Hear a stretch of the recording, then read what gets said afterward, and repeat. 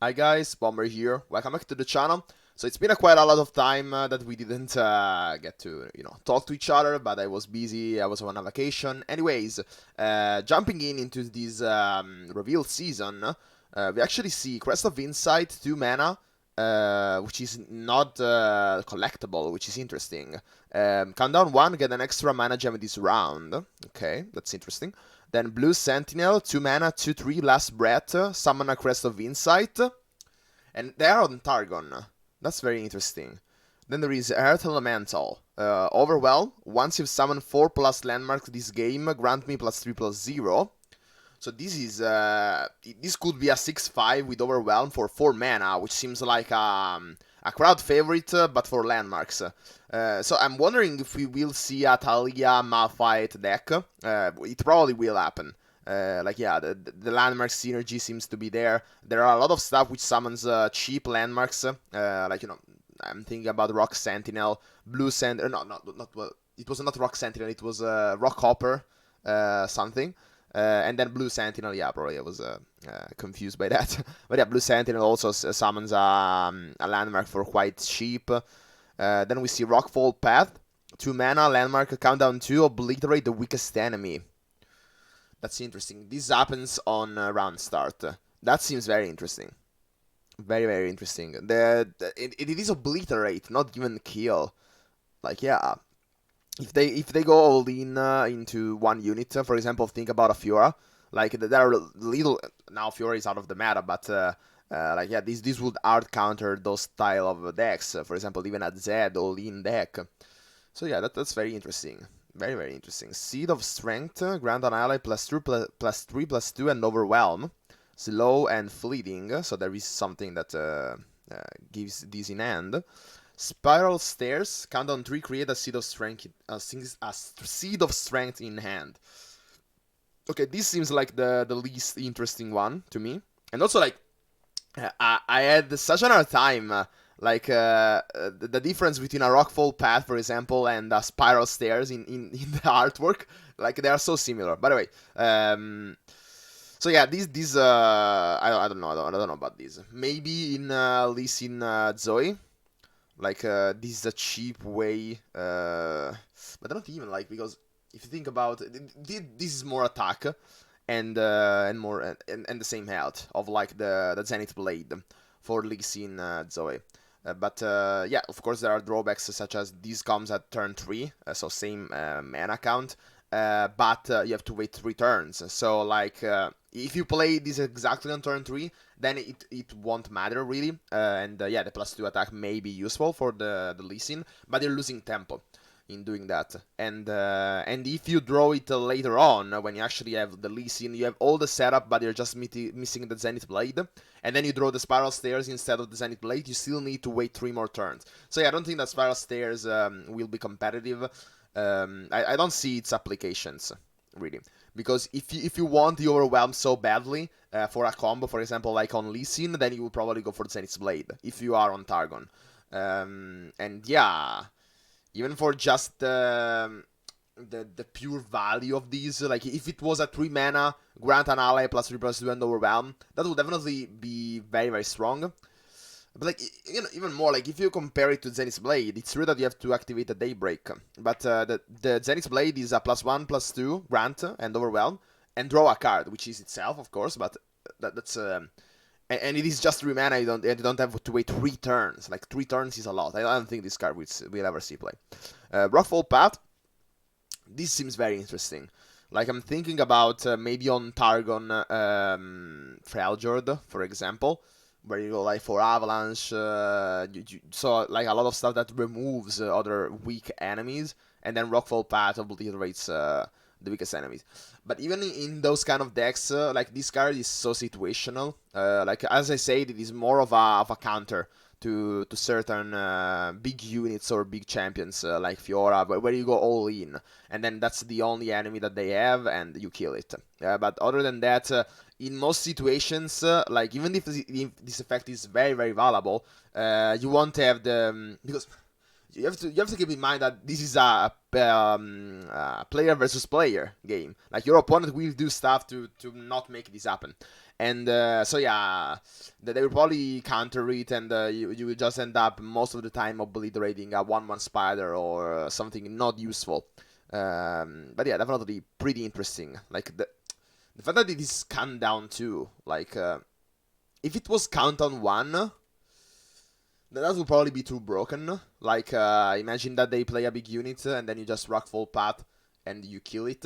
If it is countdown 2, then for example, I think that you could preactively play the rockfall path. For example, if you know that on turn 9, for example, I don't know, maybe you are playing against Swain, and you know that on turn 8 they want to go for Leviathan. Then on turn 7 you can go for rockfall path, so that they can't really go on turn 8 into the Leviathan, because you know that the rockfall path is going to kill the Leviathan.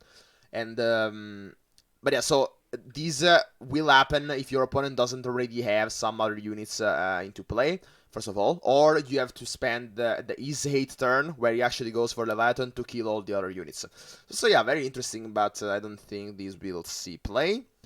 Not much. Sto registrando un attimo. So, like, Earth Elemental seems much more promising than the rest. Like, the fact that this could be, like, even if it was just a 3-5 Overwhelm for 4 mana, that's okay. That's the fact. Like, of course, it's not competitive or anything like that, but you don't feel so bad about playing the Earth Elemental. For example, if it was a 4-5 Overwhelm, that will definitely... I wouldn't say that it would see play, because, for example, we have, I don't remember, the Scar Maiden Raider. It is 5 mana, 4-5 Overwhelm and Regeneration. So yeah, like, you see, in those kind of stat lines and mana costs, like, on its base form, it's not bad, really. But if you happen to activate the landmark, so for example, as I said, Rock Hopper, or you go for Unravel the Hurt, what else could you use to make these 4 mana 6-5 on turn 4? So like, you start with Ancient Preparations, and that's one. Then you go for Rock Hopper, then maybe, like, yeah, you can go for Unravel the Hurt, but, and so this will activate on turn 4. Unravel the Hurt doesn't really seems to fit to me in that kind of, you know, more aggressive deck, it would seem. But yeah, this is definitely possible. This is very easy to activate in a dedicated landmark deck, and I think that this will really help the landmark synergy. And now I could see where Talia and maybe Malphite, you know, by since it seems to work with Malphite when we will see him, like, this is more like a mid-range aggro deck. Like, yeah, this could definitely work. Tempo deck, like, you kinda like, use your time, like your turns, to get a very in the early game, to get a very strong mid game. Like, for example, if you start with what it was, 2 mana, and then after 3 turns you summon a 5/4. So like, yeah, on your turn 5, turn 4, turn 6 maybe, there you will have the most powerful of your game plan. Like, that is where you will shine. And so yeah, Talia and Malphite, I hope, will see play in this mid-range style of deck. Is it enough? Like, can it compete with other... like, can it survive, first of all, to the very aggressive decks that we have right now? I have my doubts about that. Like, yeah, I'm very doubtful about that. Maybe, like, Rock Hopper. Blue Sentinel is a very important 2-drop because it can block, very good stat line, can give you an even better turn later on. Like, yeah, you can cheat out your Talia, for example, a turn earlier. That's very great. She probably won't be flipped anyways, but yeah, you can activate stuff faster. And more on that bad boy later. But yeah, so I don't think it can compete with the early game of aggressive decks, but maybe it has the ability to shine against control decks, like the slower decks.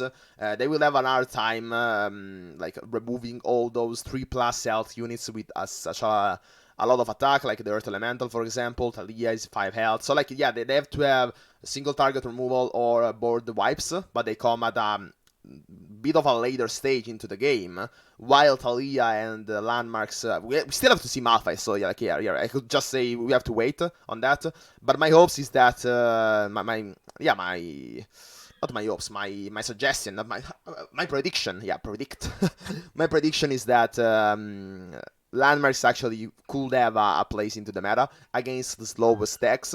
The problem is against aggros. So like if you don't see Thalia and landmarks, the only problem is aggros. Because as I said, you are investing kind of your time into a later on payback. But you don't have time against aggro, so that's where the problem about countdown and landmarks is.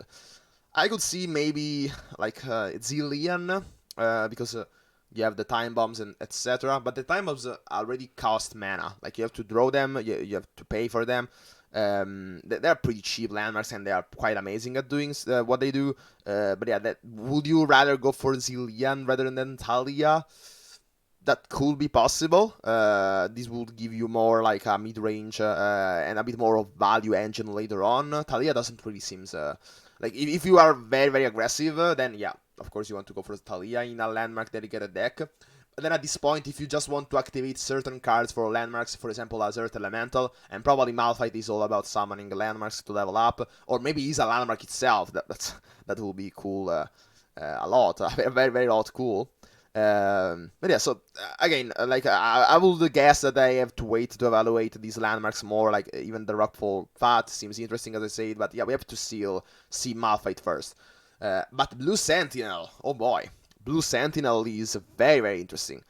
Like I won't spend a lot of time talking about this card. Really, the fact is that it is a very very great body for 2 mana, so you don't really it is a very cool effect, but most of the times a cool effect comes with bad stats, like not necessarily bad, but maybe a 2/2 would have been much worse than this.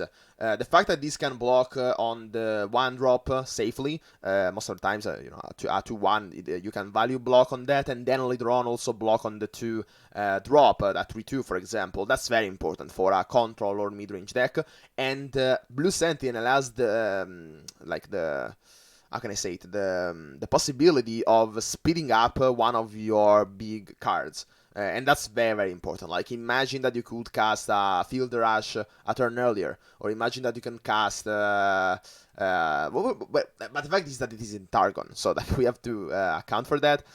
What would you go for in Targon? Maybe Targon and, yeah, so Aurelion Sol, for example, that's the best example of... something that you want to cheat out. So yeah, Blue Sentinel is definitely a way to do that.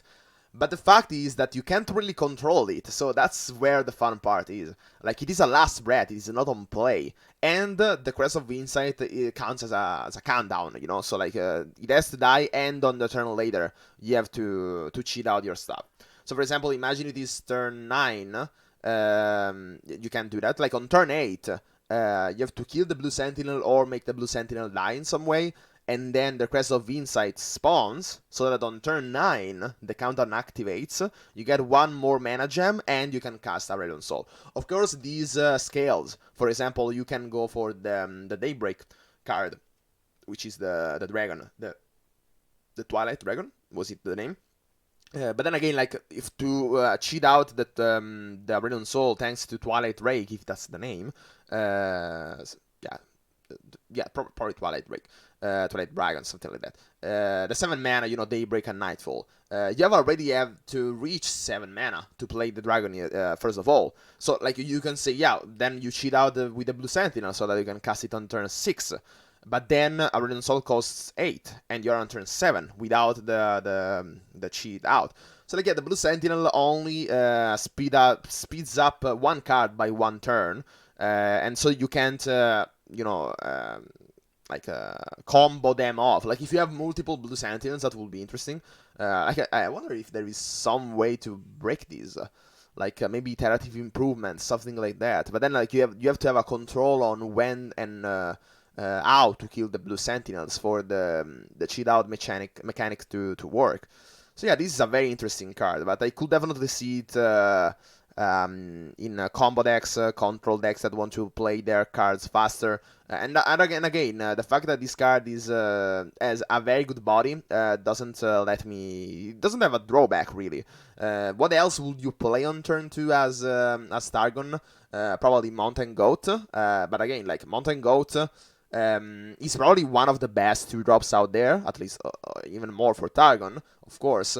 but in certain slower decks, doesn't really have a place. So like you could definitely switch with Blue Sentinel, I think.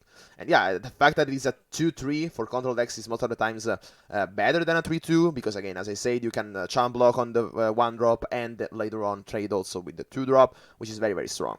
And when sometimes the effect happens, the fact that you can cheat out something faster, even if you can't really control it, is much more useful than a gem, for example.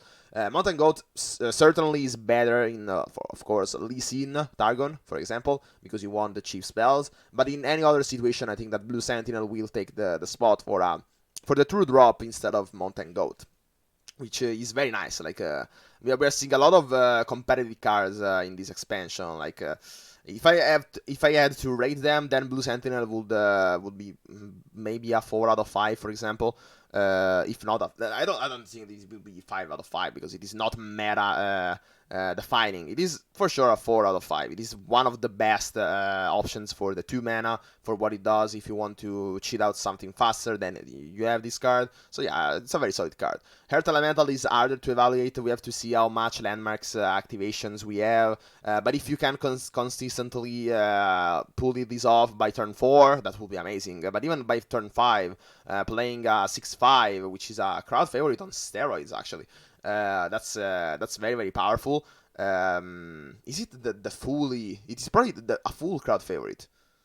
It is missing. No, it's 1 less than a crowd favorite. But yeah, it's so strong, and it's probably easier to activate, and not easier, but it has less counters. Like if you are going for this card aggro, for example, when you do activate crowd favorite, your opponent can do something about that. They can board wipe you before you do that. They can Withering Wail when you have a lot of 1/1s, and your crowd favorite is just a dead card in hand. Instead, it is proactive. First of all, like you can play the landmarks whatever you want, and then this card is a crowd favorite on steroids. This is a very powerful mid-range card. Again, I will say that this is a 4 out of 5, but we will have to see if the landmark deck is actually viable. Rockfall Path. This seems very interesting, as I said before. It has a lot of situation in which you have to counterplay mind games. I love those type of cards, but unfortunately, I don't think this will end up seeing play. Most of the times, it will be a dead card in your hand. I think it will have an hard time seeing it play. Definitely a very interesting effect, but as a competitive card, I don't think it fits in. So probably a 2 out of 5, like an okay card, if not a 1 out of 5, an experimental card. And instead, then we have the Spiral Stairs. I don't know, guys. I think this is a 0 out of 5. Like not very high hopes for this card. There are other cards that do stuff better. If you want the overwhelm, for example, in the same region we have Zenith Blade, so no need to go for the Spiral Stairs. For the more attack rather than the Zenith Blade, I don't think that even waiting 3 turns for the same amount of mana is valuable. So yeah, I don't like this card, guys. But so yeah, guys, I think that's it for this video, this reveal season. If you like this type of content, a master tier player, doing gameplay, I have a lot of deck analysis and deck guides on this channel already, and also like I do these reviews of new cards and stuff. Please leave a like, a comment on what you liked about this video, what you didn't like, and what I could do better, and also please subscribe. That's very important. This is the best way to help the channel, as well as sharing the video to your other friends, which do happen to play Legends of Runeterra, or if you just want to spread the word and increase the popularity of this game. But so yeah, guys, that's it for this video. Hope you liked it and find it useful, and as always, see ya.